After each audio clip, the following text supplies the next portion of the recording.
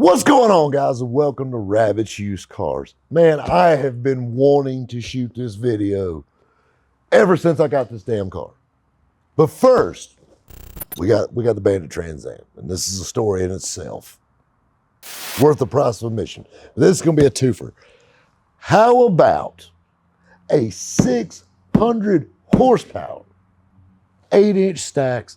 That is a badass ride. KW, son. I so would have been a truck driver if my mama would have let me.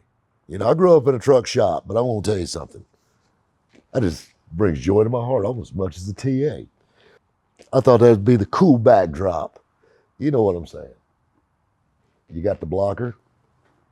You got the hauler. I love it. Love it. Smokey and the Bandit, classic style.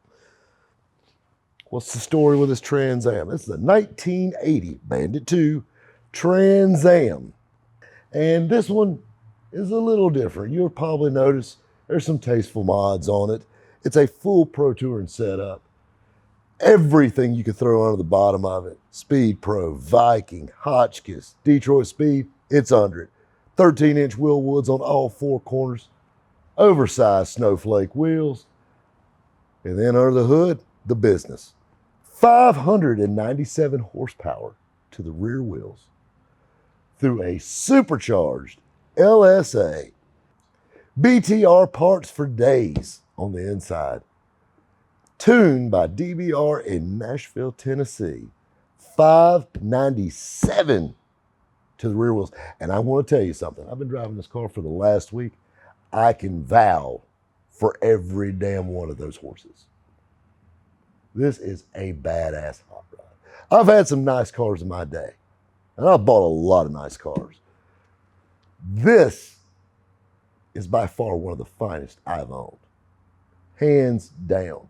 The build quality, Pettis Garage built this thing, you know, Huntsville, Alabama, Rocket City, baby. And they knocked it out of the park. Factory Starlight black car.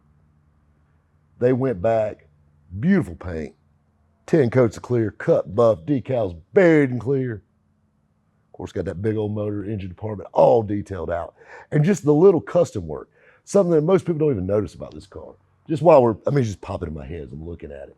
The shaker scoop is what makes a Trans Am. But this shaker scoop is a little different from all the rest. Well, it's sitting on top of a supercharger, Rob. Yeah, that. But if you park this TA next to a normal TA, you're going to notice two things right off the bat. One, this shaker scoop is actually 2 inches wider to clear the supercharger, and it actually sits forward an 1.5 inches closer to the front than a normal shaker scoop because of the LS engine. This is one bad ride. I've seen a lot of LS Firebirds and Trans Ams, but an LSA supercharged one, and I'll be honest with you, you look at it under the hood, it looked like it came that way. Those guys knocked it out of the park building this car, and the bottom looks like the top. Now let's go to the inside. Probably one of the sweetest interiors I've seen in a Pro Touring car in a long time. I ain't even talking SEMA builds, kids. Black leather over black suede with gold accents. TMI seats, custom console, Alpine stereo system, 2 10-inch subs in the back, custom center console, USB charging ports, touchscreen. You can adjust your tune through the head unit on the car, in the dash. Push and play. This thing's like a video game. Of course, all the beautiful engine turn throwback dash in it. All the new Dakota digital instrumentation, vintage air. This is one badass hot rod that was made to drive. But where did it come from? How did I acquire such a machine? You got to think about it. This is a 6-figure build. And I'm not talking like 105 grand. We're talking more like closer to about $160 to build this car. To tell you that story, I kind of got to stop there and start with another one. You know, everybody's got that buddy. And my buddy, God love him. I love him. I love him. He calls me up at the damnedest times with the craziest ideas and gets me in the biggest problems. But I love him. And he says, Rob, he said, I got something you gotta have. And I've seen pictures of this car. I actually had a video of it being tuned a DVR. I knew he had it. He goes, man, I'm going to buy me a supercar. And he said, you know what? I don't ever drive this old Trans Am. You need it. And I said, buddy, I think that's going to be above my pay grade. You know, I'm just a little used car guy here in Greenville, South Carolina, bud. I sell a hot rod or two. This is big boy stuff. He goes, no, man, you need it. You need it. You need to calm down. Matter of fact, the Suburban that we just had in the last video, he had that too. I sold that to him. And, you know, we're down there and you look at this car and this thing, you can't find a flaw in it nowhere. I mean, it's perfection all over. I mean, there's not a rock chip. And I mean, I've tried to nitpick this thing and you just can't do it. Fit, finish, gaps, paint, everything. Nothing rubs, nothing squeaks, nothing rattles. Everything's tight. This thing is fast. It gets 21 miles to the gallon. I mean, come on. I mean, this thing is literally bandit perfection. And you're wanting to sell it to me.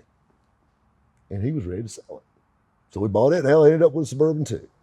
I had to go to his house, which is in the middle of nowhere, Alabama, Tennessee line. Of course, you know, hauling something like this, I'm just not going to send a transporter. I want to lay eyes on this, because I'll be honest with you, this is a lot of money. Me and Kobe jump in the truck and enough money to stop up a sewer drain. We head to middle of nowhere, Alabama. Truck, trailer in tow. Me and Kobe just laughing, cutting up, listening to, you know, Jerry Reed songs, kind of getting in the mood. You know what I mean? Going down the road, everything's fine.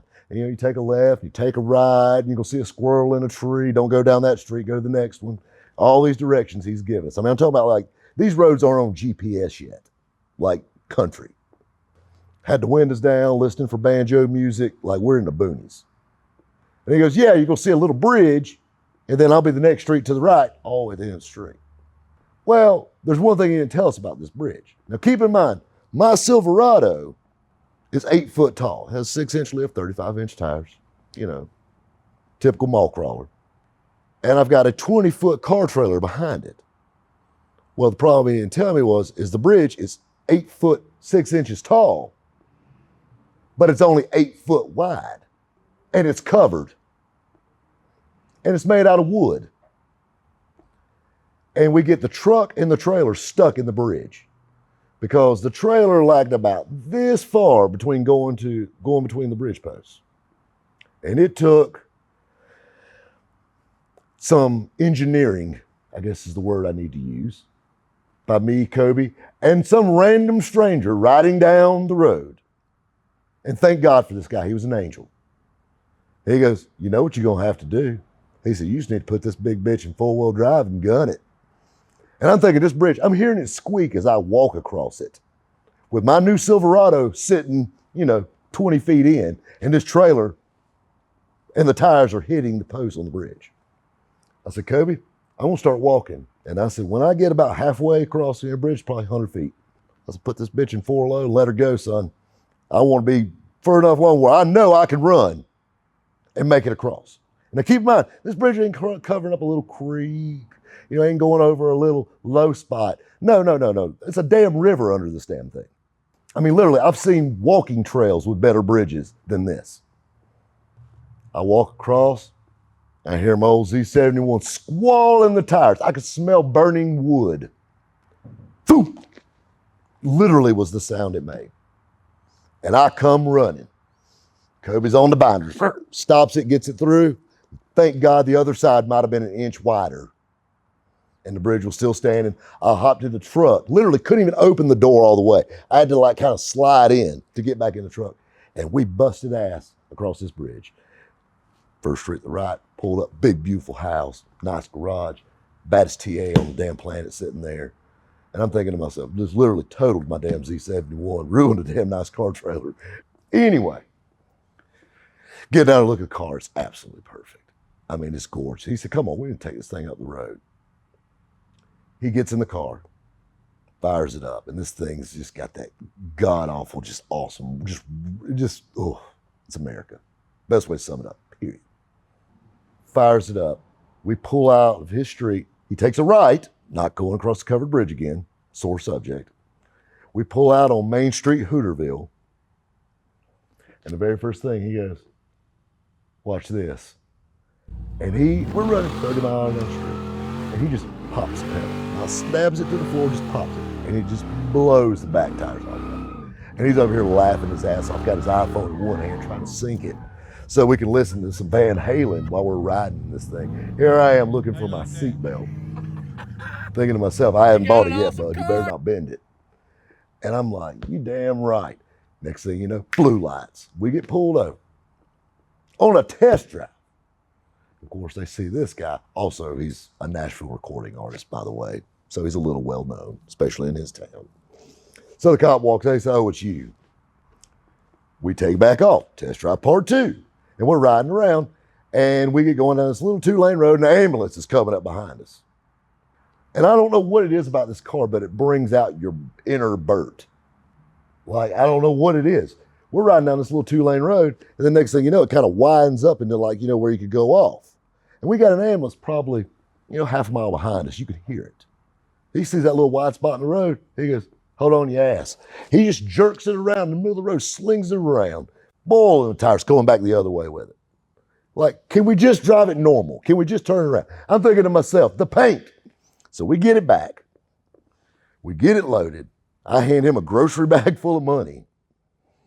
And Kobe's driving a Suburban, and we're pulling this thing back. We stop in middle of nowhere, just right over the line in Georgia.